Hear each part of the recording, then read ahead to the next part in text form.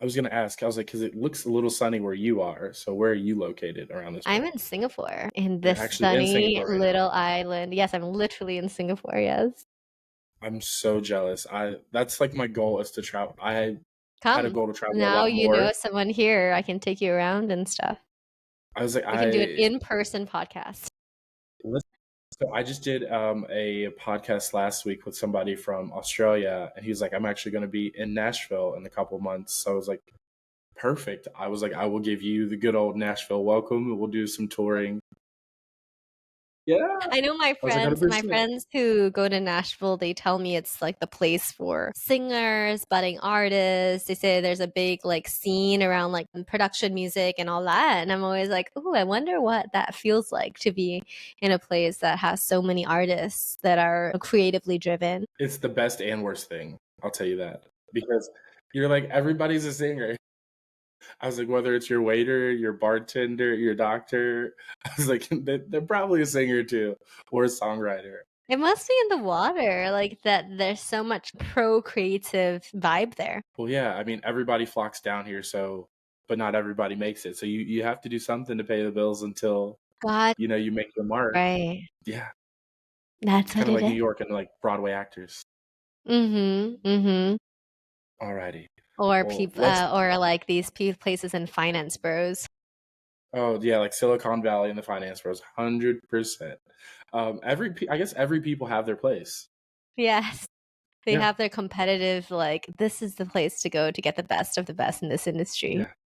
You're looking for your big break, you got to come here. Mm. No, You gotta meet it, rub their shoulders to the right shoulders.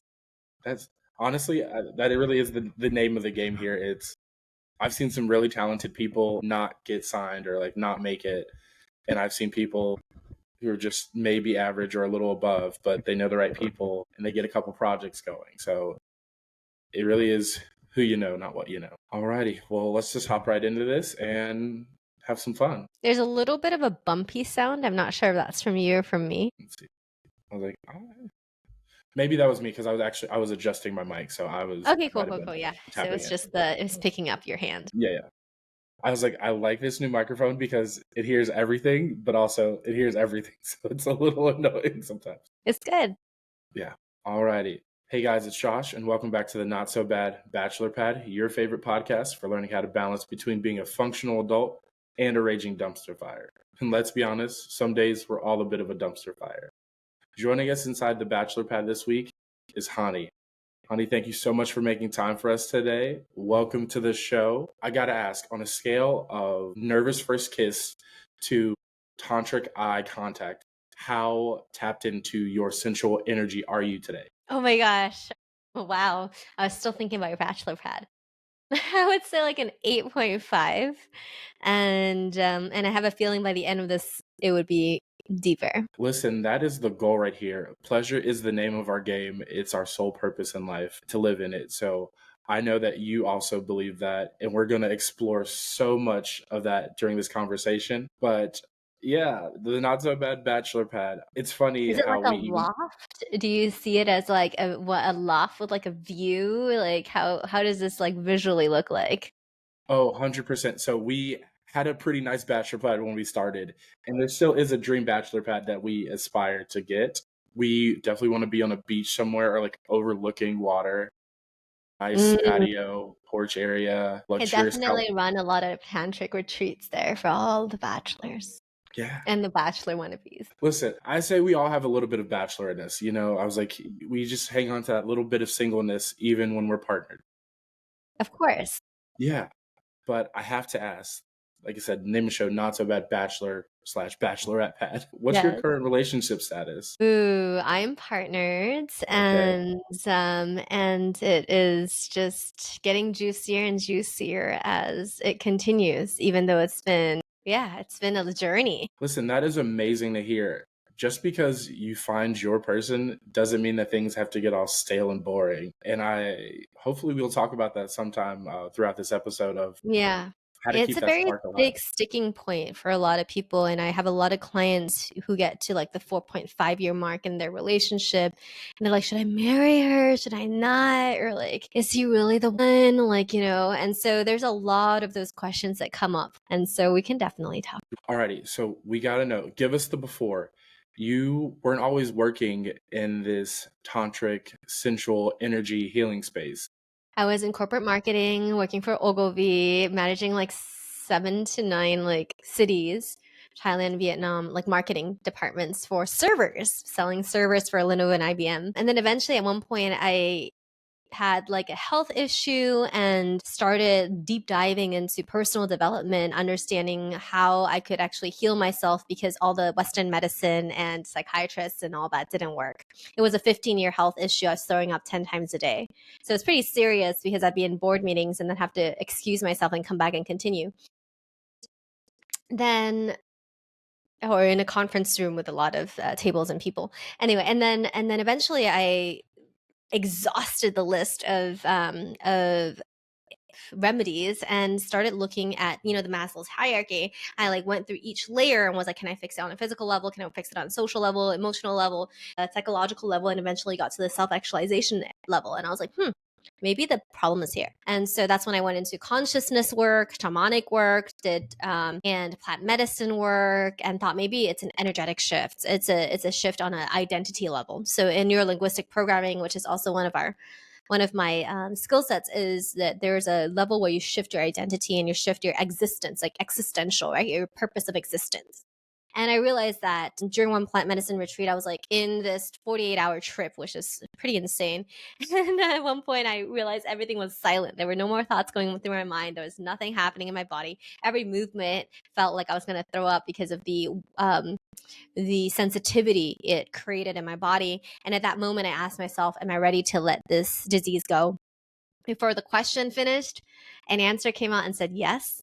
My whole body shook, and I just knew without a shadow of a doubt that I was not meant to be doing what I was doing, and that I had to give up every fear, every security blanket, every paycheck to figure out how I'm going to survive doing what I really was here to do, which is to share this entire 15-year journey and the gems of it with an audience, or it with people who also have this desire, and go and trailblaze the path in my own way, and then allowing others to find their own way too.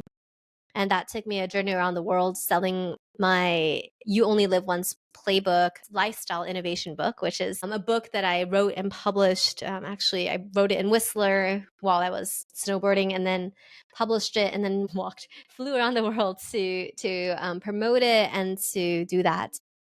And then I got really into energy work because I was like, hey, all of the triggers that we have, all of the insecurities, all of the inadequacies, all of the defensiveness we get when we're like fighting with each other, all stem from a place really deep within, and we cannot think our way through that.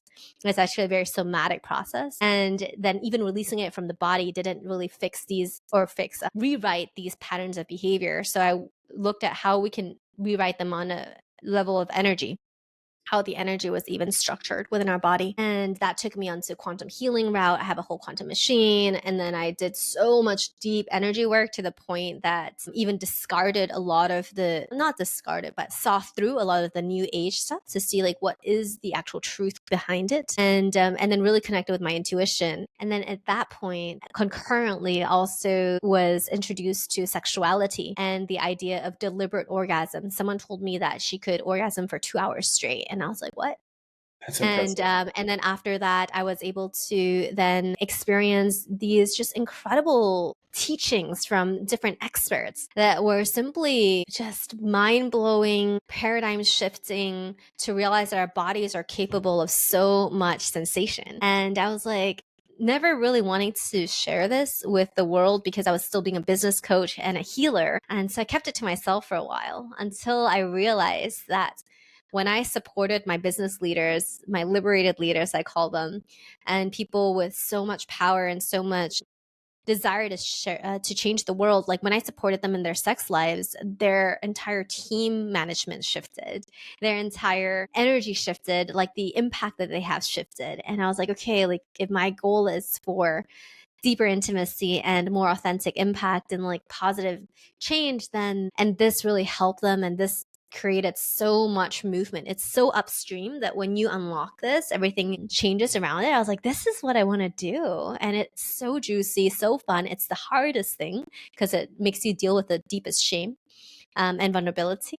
And I like that. I think it's so edgy and so fun to be in a space of such open, raw authenticity, and then as a result, primal arousal. Yeah, I mean, there's so much of the body that we leave untapped, figuratively and literally. So it's amazing that we have people like you who can help educate and lead people to discover so many ways to reconnect with themselves. Yeah. Now, I have to like you said that like we talked about how you left from a boardroom into this new sensual space. So how long have you really been doing that? Or how long ago So did you leave corporate America is a better question, better way. 2015, so almost 10 years ago.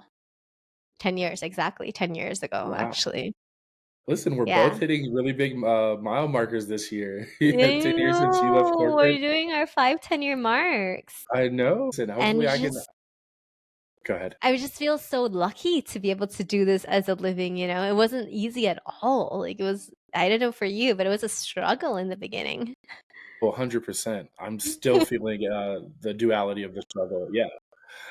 So in those early days, while we're talking about them, was it instantaneous that you were able to connect with your sensuality, or was it a bit awkward at first? Like stepping Absolutely out? awkward. Yeah. Yeah, absolutely awkward. I didn't know how to talk about. I didn't even feel like my desire was worth giving attention to. Like I thought like okay, like what I imagined what I wanted was very different from what my body actually wanted. So there's a conceptual fantasy of what you think you want because of maybe the porn you watch or the like the blockbuster romantic comedy or romantic movies you watch. And so for me, like that's the frame of reference. And even though I know it's fake and it's just performance, my body somehow just attached to that idea, right? Oh, I want to be like looked into deeply in my eyes and like be taken and all that. And then I realized that actually there's also an authentic desire inside my body and it changes every second. And I need to listen to her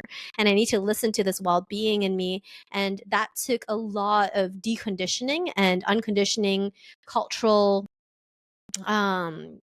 deconditioning, dismantling shame, dismantling the ability to even hear her. You know, just like how you would have to do a lot of inner work to hear your intuition, you have to do a lot of inner work to hear your primal desire. So it's not just the surface level desire, but it's a deeper fulfillment potential or a deeper need. And so, yeah, it took a long time for me to realize that, hey, actually, this is not just what I see. There's underneath the iceberg, there's so much more desire, and that it's almost insatiable, and that I can really listen to her, and that it doesn't lead me to existential death or like uncontrollability or like a walking, like hungry monster. No, that actually brings me to a really good question. So we always use these words and these ideologies, but for some people who aren't necessarily, who are more visual learners, like what does that mean to you? Like primal, sensual liberation? Like, is it just another way to package intimacy, or is it something a lot bigger? That's a really good question. So primal, it can be very general, right? Like let's say if you think about the word math, maybe math means 1 + 1 = 2 to you. But if you ask a mathematician what math is, they probably will draw calculuses and they'll draw like a deep, intricate formulas that can calculate the kind of whatever orbit of the universe. And so the word central liberation, if you just hear it, it's like, oh, okay, it's being liberated in my senses. And if you get a little bit more nerdy and geeky about it, then it gets into what is the movement of energy that is traveling through my body that it can express itself through touch and voice and breath, that can be so free that it can interact with another person's free central erotic flow, right? Like our module 1 in the Central Liberation Program is having us get in touch with that flow and understand what is that flow and how to, in a nuanced way, measure and feel that flow. So it's not just one big thing as called I'm turned on, but it's like, hey, this color blue has a million shades, right? 50 shades of gray, 50 shades of sensuality, right? And so it's being able to be a connoisseur, like a taster of pleasure, and being able to understand that there's so many different flavors and so many different places to explore. Like, did you feel that? Yeah. It's like a little bit different from our orgasm yesterday. How? Because, and so there's a conversation where you're unpacking that with your partner, and it's an interesting way of approaching it, like an academic almost, but like in a way that your senses is the one that guides, not your brain. You're breaking it down with that sensation, that orgasm sent a sensation through my clitoris that went up my belly, and then it went back to my shoulder blade, and then wow, and then I lost track of it. Like, let's try another one, and how was it for you? Whoa, like, it wasn't just concentrated on my genitals, it was like full body, like I felt it in my throat contract. And so when you're getting to a way that your vocabulary is able to describe what you're feeling, that's another level of mastery. We talk about that in module 3, like what are the communication words you can use to describe what's actually happening, and how can you put your attention on these different parts of your body to feel it. A lot of times I didn't feel it. I was very disconnected with my body, so I wasn't even able to explain what was happening. I just knew, okay, great, high and then a low. Like, yeah, I mean, that's literally elementary. Whenever you're new to any space, you don't always, everything feels like they're broad strokes, but the longer you do it or the more thought you put into it, that's when you can kind of have these defined little accents that actually create a more detailed picture. And Just that's like something, music. yeah. Yeah. I mean, that's something I've been saying since day dot of the show is pleasure is not cookie cutter. What works for one person might not work for you, and what worked yesterday might not be the same thing that does it today. So I love the fact that you take the time to almost encourage people to reverse engineer their orgasms or just things that make them feel good or feel anything. Because once you kind of understand how pleasure works, you're able to tap into it more often. And sometimes the mere fact of communicating it in real time, let's Mhm. say you're licking someone or someone's licking you, like to be able to communicate it in real time allows the person, like it already increases the arousal by 100%. Like you're like, oh my gosh, I'm so aroused that you're talking about how much I am pleasuring you. And then what a lot of my clients say as well is that then it allows the other person to not only reach a higher state of arousal and pleasure, but it allows them to have a guideline or a post like, oh, like what about this, how does this feel, then you can really iterate in the moment, and it becomes a really beautiful bonding experience as well. Primal, we want to address primal, right? Primal is, so when you think of primal, a lot of people default to like planet Earth primal, or just like wolf, like chasing prey, or like lion chasing lioness, right? Yeah. Like that's sort of what your visual is sometimes for primal. And but as humans, as mammals, as our own inner animals in shamanic, we talk about the shamanic spirit animals or shamanic animals. Like, who are we embodying? We're like crawling around the floor sometimes in these retreats that I run, and I'm like, okay, embody, your roar. Like, what is your roar like? What is your movement like? What, you have this like lean body of muscle. Like, how does he or she move? You're really trying to embody yourself without the mind. You're letting your body lead, and you're letting the urges to show up. And at the same time, because you're an intelligent being, it's not just a pure like amygdala driven, reptilian driven, right? There is a sense of like, I would like this to be even more intimate, more deep, like more connected. So the element of connection is also built in it. So primal at its deepest levels include touch, breath, sound, and mimicking and mirroring the other person, and really allowing the inner animal to lead while having the conscious space that you're holding it. So there's a safety blanket of, this is all about love, and let's love each other in a way that we allow our animals to be meeting each other. And sometimes it's like, oh my God, I love that roar. Like, where did that come from? And then you roar back, or you do like a little scratchy thing, and then you're like, wait, was that okay? And then yes, okay, and then you go back into it. So it's like pivoting between like going all out and then checking in, and then okay, and then going back into it. So that's how you can do it consciously. I love the imagery of the actual animal interactions that you just did. For those everybody's watching, if you're not watching this, you need to just like slide over to YouTube because you can Slide actually over. see all the gestures, all the physical parts of the show as well. But like I said, the imagery always helps because you're right. I feel like when you hear the word primal, it's just base. People think flesh, lustful, just impulsive in a sense. But at its nature, it's just intuition. It's just connection is primal, connecting back to just really what your body wants. So much of pleasure is unconscious. So when you can bring it to your forefront, it becomes I was told this once that pleasure was the first perpetual energy source because like you said, as you make somebody feel good, you start to feel good. And then as they see that you feel good, like it just intensifies, it builds on each other. And the next It's thing the you know, opposite of a negative spiral. yes, yeah, 100%. That's exactly it. It's like when you're in a negative spiral, go for the pleasure.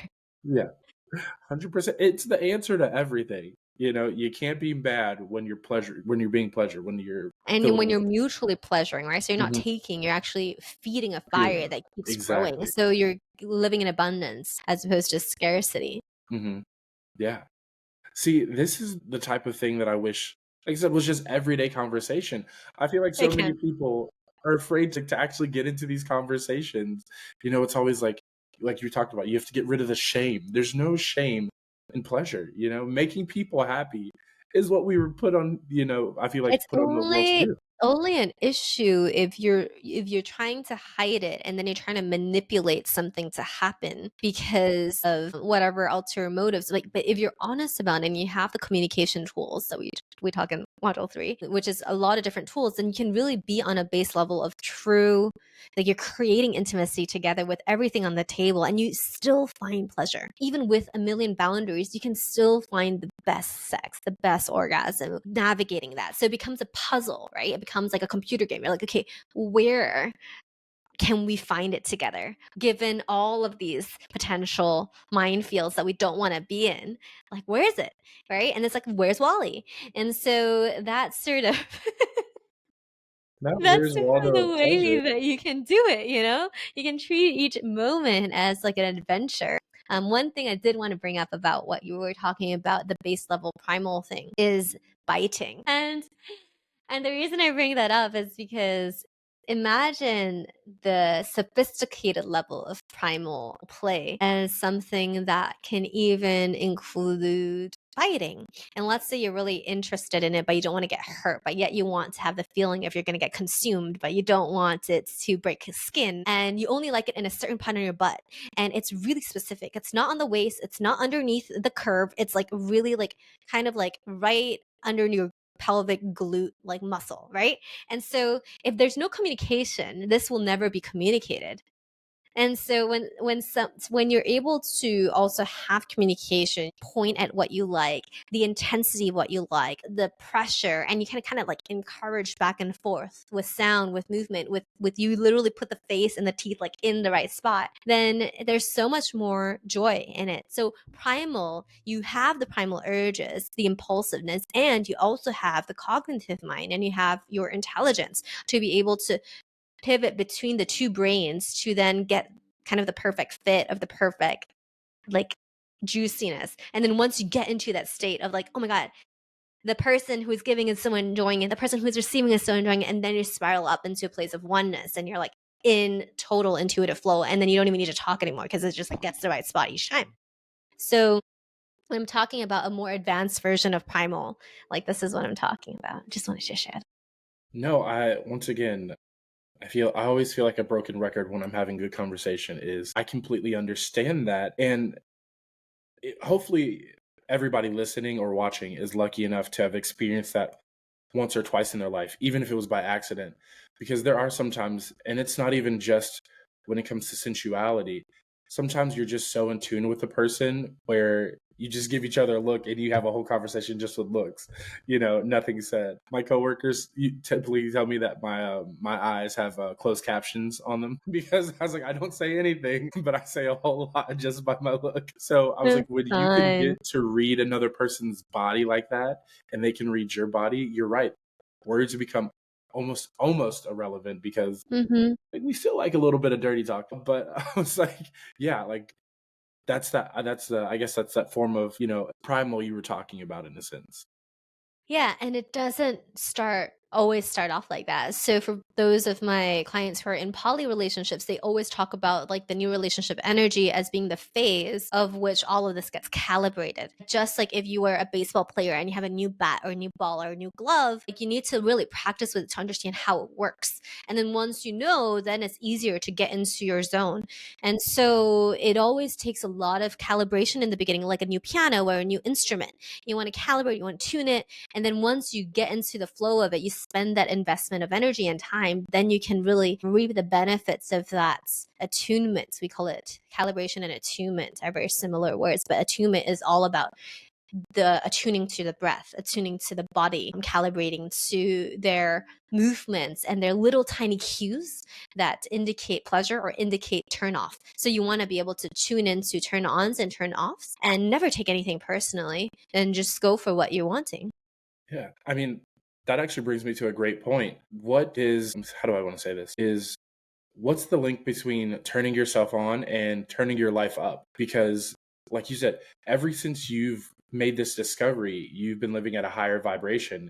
Like a lot of things have started to go right for you, not just in your personal life, but in your career as well. So, is there like a secret or just a key that's really important that could help people, just turn things up just a little bit? The secret is prioritizing it. When I'm in a very busy state or when something really unexpected hits me, let's say someone wants to, like a big rejection or a big, like, de escalation or a big moment of like, okay, this is not working. We need to change it completely. And these are, something big at work, like you're fired or you didn't get a project. So these are the moments where you're like, okay, I'm just going to put pleasure on the back burner and I can't even access it. I'm so depressed. I'm crying all the time. My life, the carpet has just been like taken out under my feet. And these are the moments where it's the most crucial to force yourself to make that time to pleasure. You don't have to go to orgasm. You don't have to go anywhere. Just be there with yourself in your body and still honor her or him. And it's the part that you don't want to do it, and you're just so uninto it at all. So I give my couples the assignment of, sometimes you're not going to be turned on. And how can you still find the event that your brain is turned off? And the thing is, your body always has a way to show you what she wants. And sometimes it is just the most pristine cuddle, right? It's the softest connection of being there with another person. And that's all you need. Your body, that your body's like, this is what pleasure is to me right now. Just an intimate lie down. Maybe that's what you need. That's the softness and the gentleness and the in-tuneness you need. So it creates a level of safety in your pleasure so that it doesn't feel like I'm only allowed to hang out with you when you're in a good place in your life. I feel like that is the standard. So many people think if you're not happy, then space is the answer to everything. I'll just give you space or I'll come back when you are happy. I was like, no, that's part of the human experience is peaks and valleys. Unfortunately, we just don't live at one peak and stay there forever. Learning to cohabitate with somebody, or I hate saying that like people's happiness or pleasure is dependent on other people. So I'm not going to say that, but just learning how to cohabitate with somebody or even just boosting their mood when they're in one of those kind of valley places is, I think, super beneficial, especially if you're in some type of partnership. Absolutely. Sometimes someone's ego is hurt, right? Like, Yeah.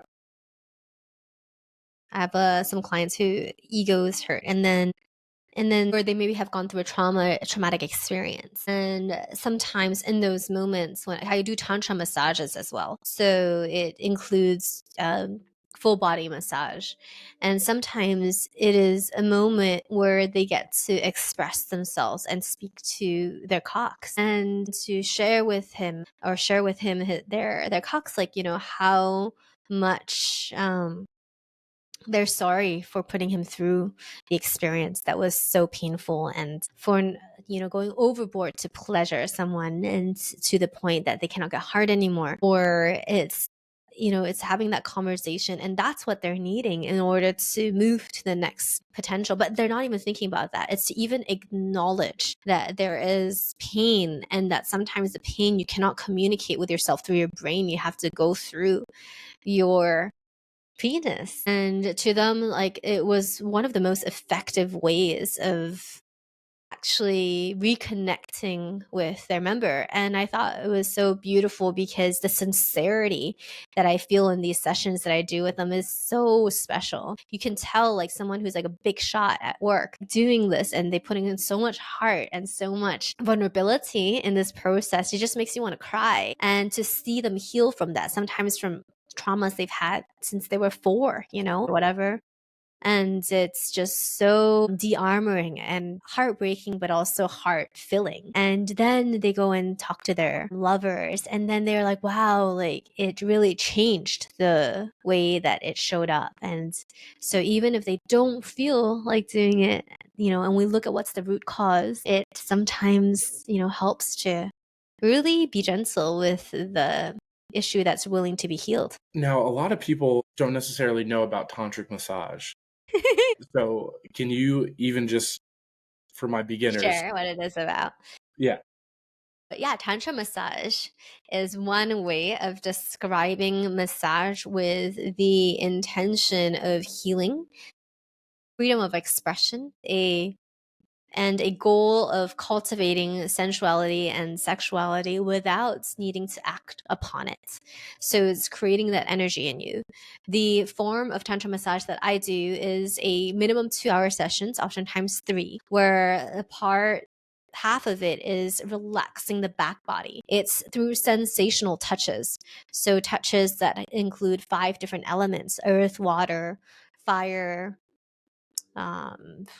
wood, air, and so different touches to awaken the body to touch. And a lot of people say it's the most relaxing non-sleep activity, and even more rejuvenating than sleep than they experience, because their body fully feels the healing qualities of touch. A lot of people during COVID probably needed that a lot. And then the second portion is upper body and lower body. The purpose of the touch is to relax the body so that even if sensation were to build, or when sensations build, they can flow through.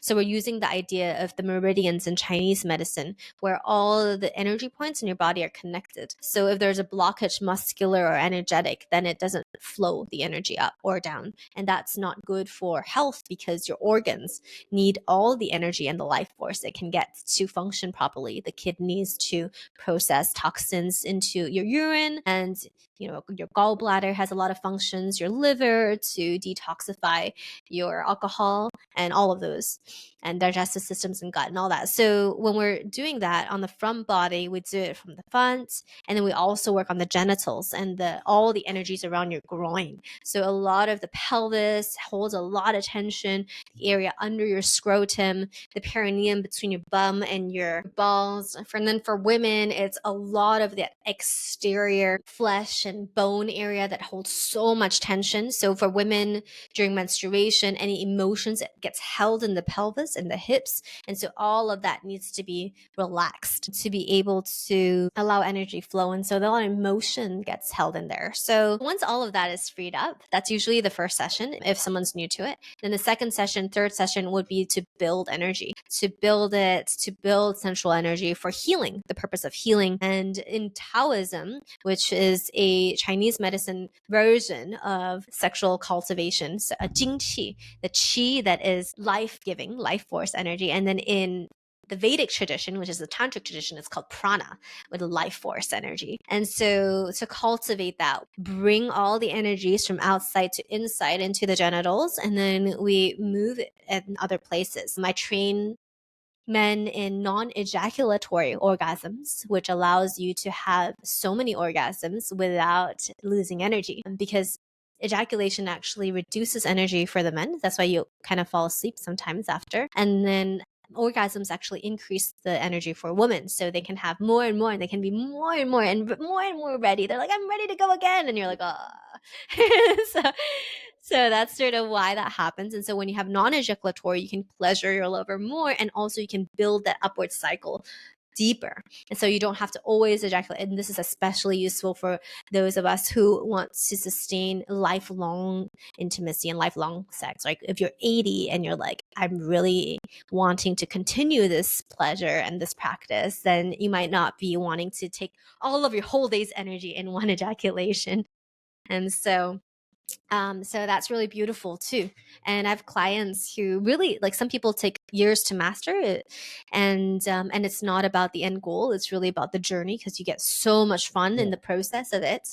And then some people who have never heard of it before, or they work with me, and I've had clients who got prostate orgasms. Like there's one who got 7 in one session, and it's just like, it's not about whether or not it's just different people have different ways of getting mastery of it. It's really about the intention and the level of consciousness and how you integrate these concepts into your daily life that allows you to tap into that space of control and non-control. It's like a relaxed state, and you're allowing the pleasure to flow through your body without trying to tense up. It's a very interesting sensation. It's a different sensation than an ejaculatory orgasm, the non-ejaculatory. The way I used to describe it to people when I first heard or started learning about Tantra was, it's like when you have to sneeze, but it just doesn't come out. It builds, but it's like when you don't fight it, when you don't try to hold the sneeze back and you just let go, you just feel it all throughout. And it's like this beautiful release. And you're just like, afterwards, it's like, it's the physical sigh, like the sigh of relief, the sigh of pleasure. That to me is, what a non-ejaculatory, play date is just that calming release that you can just have over and over again. I want to hear about your journey. It sounds so fun.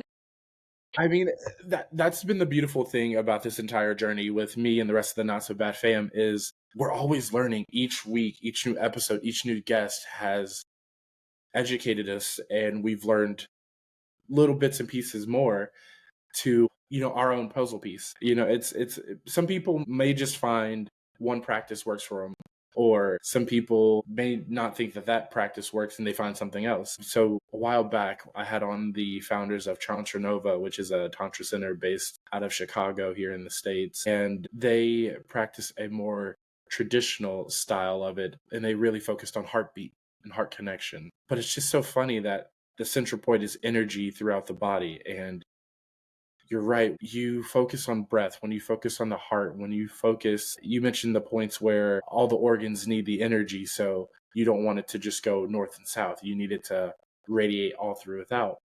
When you start to be intentional, you take the time to learn it and practice and embody it, you really do notice a difference, especially in the intimate sense. You're not pumping and slumping anymore. Afterwards, you feel invigorated, like you could go again, or you could go for a run afterwards.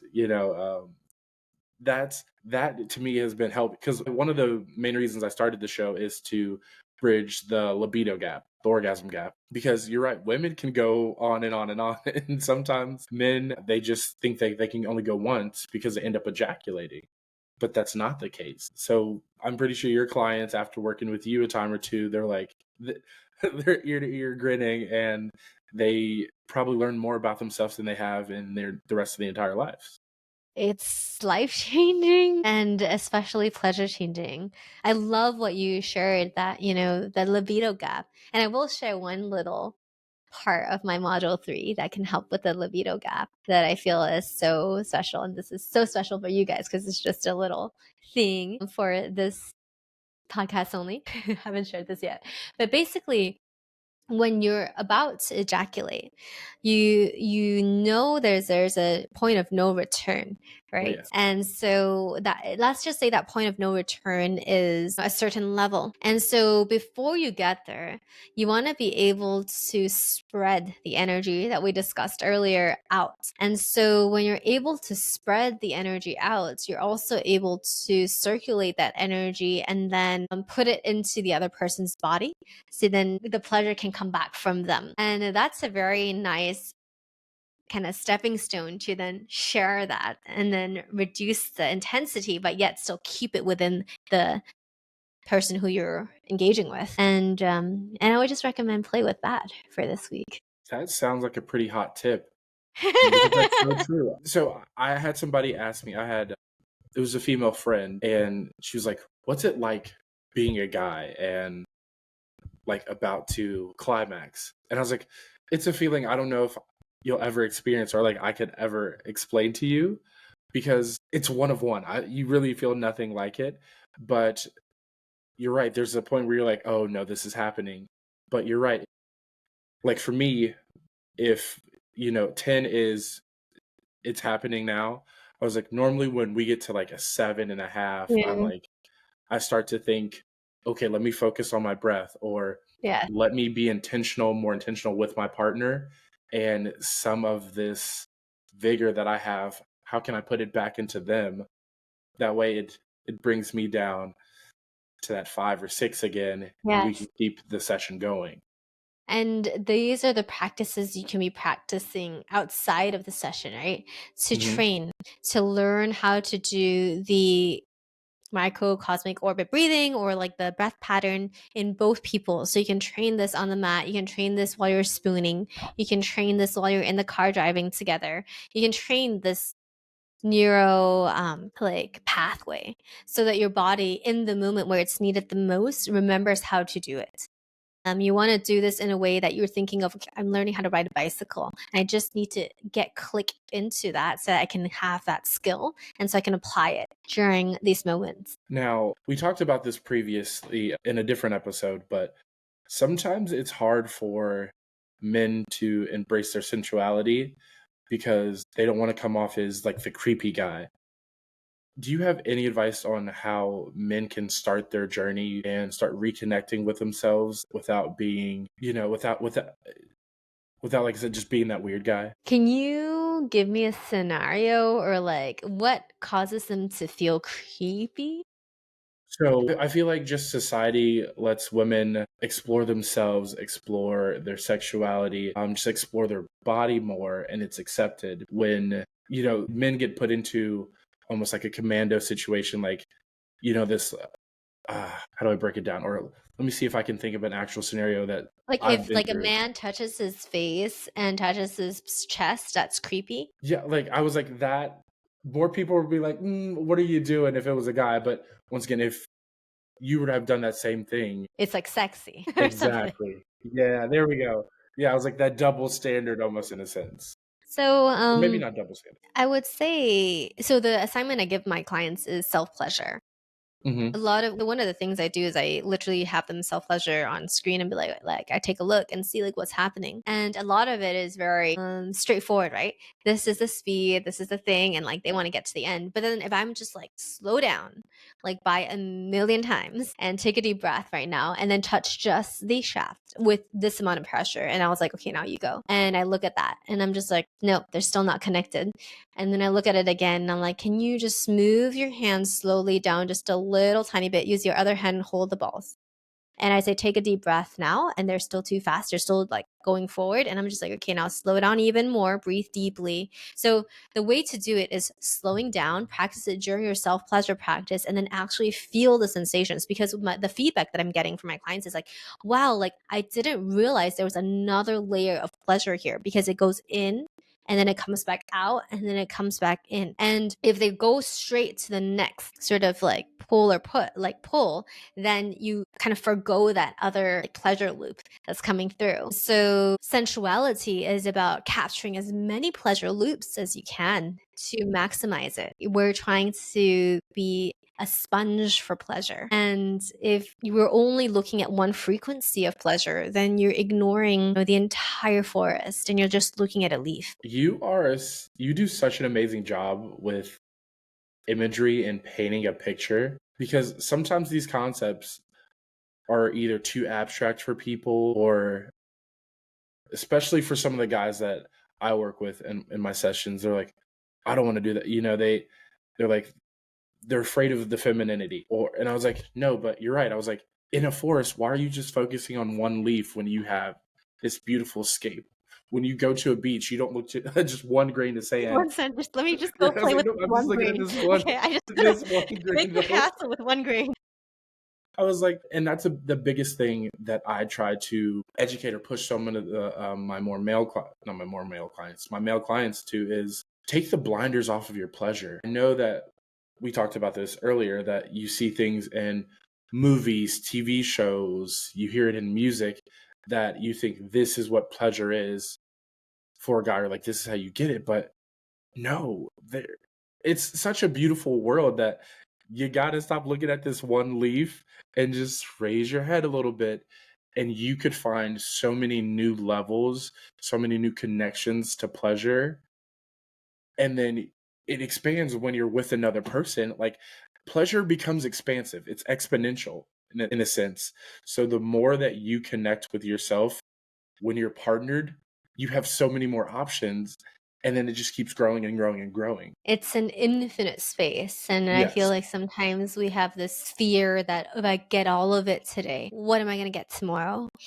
There's this feeling of, I don't want to go too much. What if I cannot hold all of this pleasure?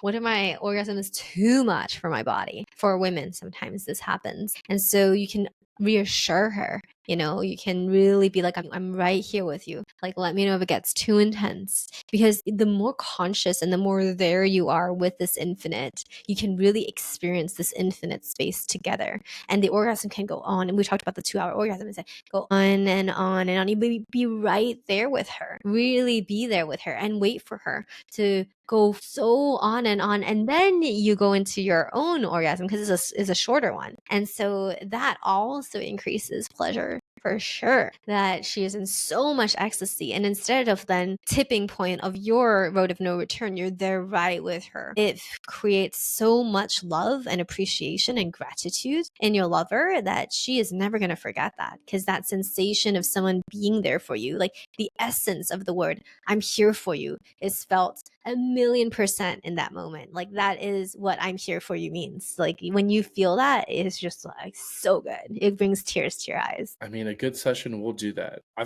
We haven't really talked about it. I know you work with singles, I know you work with couples. Would you say that most of your clients are couples or singles, men, women? Like, what's your typical demographic to just everybody curious and they want to work with you? Let me see. Couples, oftentimes the women are approaching. We do have men as well. There's quite a few single men. Like, that would be majority in this moment. Different country have different demographics as well. Women, I've given lots of yoni massages. Women, a lot of times, is about communication. How can they get the desires met from men? And then men is usually more fulfillment in sex with their lovers, or how to be fulfilled in this area if they're so busy at work and they don't really have time to date, and like, how can they still receive tantra massages and still get that need met, or if they want to be creating more fun and fulfillment in their homes, like family life. A lot of family people in families are like, I'm really desiring a different form. Like, I'm not here to have one night stands anymore, but I really want that different type of intimacy. No, I definitely feel like that. Like, as I hit my 30s, that was definitely my shift. It's like, one night stands used to be fun, but you definitely want something more enriching. So I can definitely understand that. Now, if someone's listening is stuck in a performance loop, like they have a good job, they're in a solid relationship, but there's just like zero spark, what would you say is the first thing that they should try to start reconnecting? With their bodies, Yes, because deeper breaths during self pleasure. underrated, but so true. So one of the things that I encourage especially in the month of May, we call it Masturbation May, is you spend 30, 31 days getting to relearn your body. And one of the biggest things that I encourage on day one is not even touching, but just breath work. Learn to breathe throughout your full body, not just the short breaths or like when you're talking, like a good deep breath. And then when you release it, just see where it goes. And then once you start incorporating the breath work with the physical stimulation, you'll notice that you might find some similar energy pathways. And I was like, go explore that, go down the rabbit hole. I'm pretty sure that's something that you've probably experienced as well. Yeah, Just actually, I the, run a YouTube channel that talks about liberated flow, which is I'm wow, also a yoga practitioner and teach yoga too. And in the what beginning of don't you each do? I'm multi-passionate. Like this is the ADHD being like, I want everything that I like and do it in different quantities, depending on the time of life I'm in. And so in the beginning, so I do it like I was doing daily yoga flows and I still am doing like every other day or whatever. And I have a membership for just yoga flow consumption. Doing. And in the beginning, we do a breathwork practice that is super deep and super just calms the entire nervous system down. And then you go into your sensual practice of your yoga flow. And I use yoga as because I used to do energy work every day, just pure energy work for years and years and years during COVID as well. And that changed my life. And then I wanted my body to be a part of it. And I'm a dancer as well. I teach dance too, Brazilian Zouk. And right now I'm doing heels. So I'm really using these modalities as a way to connect to your body and asking your body, where's my tension right now? How do I breathe into it? How do I make a sound to release the tension? So feel free to follow and pick a video and follow along and pull out your mat and just do some breath work with intention.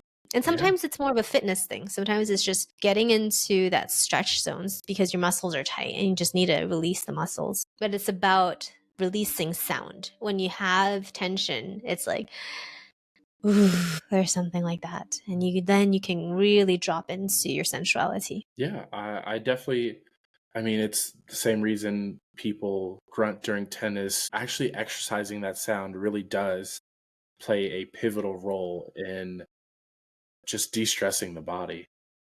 I was having a dry needling session yesterday because I was fixing these cupboards. All these cupboards were actually red before, like redwood, and I was like vinyling it. And so I was literally sitting on the floor, like bending over, like measuring and cutting and making sure it's perfect and everything. And so my lower back was shot because it's constantly bending over Bending. and, and up and down and like just crouching on the floor and like I'm literally getting in there. I literally have a live video that just captured the whole thing because I was just hanging out. And then I went to my dry needler and he was like needling that muscle between my L4 and L5 of my spine that kind of wraps around your waist and your glutes and your hips and it's deep hip muscle, putting a needle in there. And it was so sore. And I feel like I'm just like, I can't even because I'm already so trained to have my voice connected to pain and pleasure and whatever. And I feel like the whole time he was like, I'm so sorry. I'm so sorry. I'm like, ah, like, ooh. And I was just like, I hope like people outside are okay. And I was just like, whatever. Like, maybe And I want to go to my appointment now? Maybe.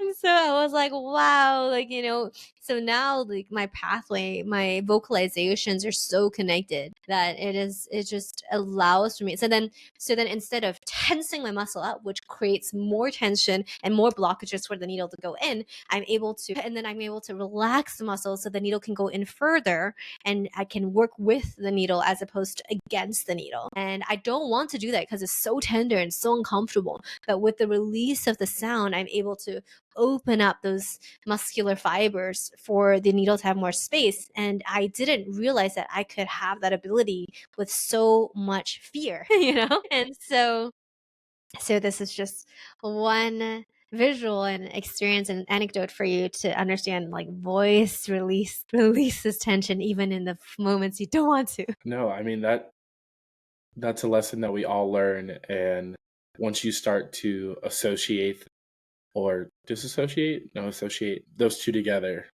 I guarantee you'll be a lot less stressed in your day to day.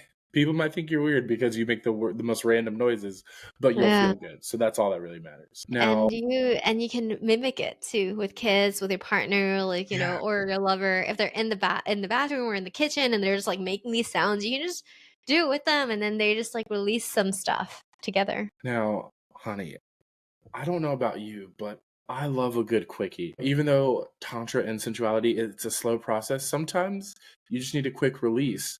And that's kind of what this next segment of the show is. I call it the quickie questions. And Perfect. it's just a little fun way that I get to connect with you and hopefully our audience does too. So I want you just to give me the first thing that comes to mind. Don't think too much Okay. about this, okay? Okay. Go. Alrighty. What is the most sensual place you've ever visited? Ooh, it's halfway Kopangan, and then the other one is like Maui. I have been to Maui twice, and it's like it's impossible to be upset. Like you wake up and you just see the sun, you smell the air, and you touch the grass, and there's just a smile on your face. Love that. And the aloha energy. Yes, yes. I still have my Aloha like mug and hat somewhere around the house. What is an underrated way to feel sexy fast? And touching yourself, like anywhere, like face, body, anywhere. What is the sexiest quality a man can have to you? A deep emotional connection with humor. Okay. What's more intimate, eye contact or physical touch? That's hard. I like both at the same time. Listen to you just being greedy. She wants the cake and she's gonna All eat of it it. too. All of it. Tell me also what you appreciate about me at the same time. So verbal affirmation, Joe. She's like everything. All at once. What's more everything? No, but to me, I was like, touch is really important, but there's something about eye contact that I say this. I was like, if you give good eye contact, you might get me pregnant, is what I tell people. Because it's just like I said, it's just you communicate so well, I think that I you feel. can definitely touch with eyes. Yeah. You can touch the person with your eyes. You can touch their heart with your eyes. You can touch their soul with your eyes. So you can definitely touch deeply with eyes. And you can also touch deeply with hands. You can have like a regular touch or you could have a very connective touch. So it really depends on the quality of each. If you And it's touch deeper funny. with the eyes, then maybe that. Or it depends on the person too. This is true. I think, like I said, I physical touch is definitely my love language, but there's something about eye contact that's like the kindling in a fire for me. Like eye contact is the thing that gets it started, and physical touch will make it into a bonfire. But like as long as you keep looking at me, I feel like the fire will just burn for hours and hours and hours, Yeah, maybe that's a even good weeks. point. Alrighty, let's see. Let's get another good one. Okay, what is one myth about tantra that people always get wrong? That it's always about genital penetration. Okay, yeah. I was like, you're right. There's so much more connection than just the physical interaction. That's such a small component of it. And the last question, what is a super common block that you see in people that keeps them from experiencing the pleasure that they could? Not being honest and the fear of that person is going to leave you. Okay, don't be too honest with us. I don't think we're ready for all that. No, that really is a big thing. The fear of abandonment, the fear of rejection does drive a And then lot you of and our then you actions. don't share certain things, but you forget that the best intimacy is when someone accepts all of your shadows. And then you're like, "Oh my God, that's so cool. That's so sexy." Like that's the sexiest thing, right? If someone sees all of you, all of your crappy parts and they're like, "I love you anyway." I'm like, Yeah. "Okay. Great. Let's do this." I was like, never leave. Um, Yeah. And then more crap comes in, and then more shame comes in. You're like, "Well, this too? Yeah. Okay." yeah. All right. Well, I feel like you literally just gave us one of the best sensual master classes out there. Where can people connect with you to get a taste of this sensual liberation life? You can find me on tantrasingapore.com or my YouTube channel, search Hani Cheng, Liberated Yoga Flow, if that's what you're desiring. And then also Instagram, Hani Abundance, HANI Abundance. Perfect. Remember, success without pleasure is just stress in a pretty outfit. So go be turned on by life, and I will see all you amazing bachelors and bachelorettes, and even the partner people in the back. next week for all new episode. Thank you so much for making time today. Like, this was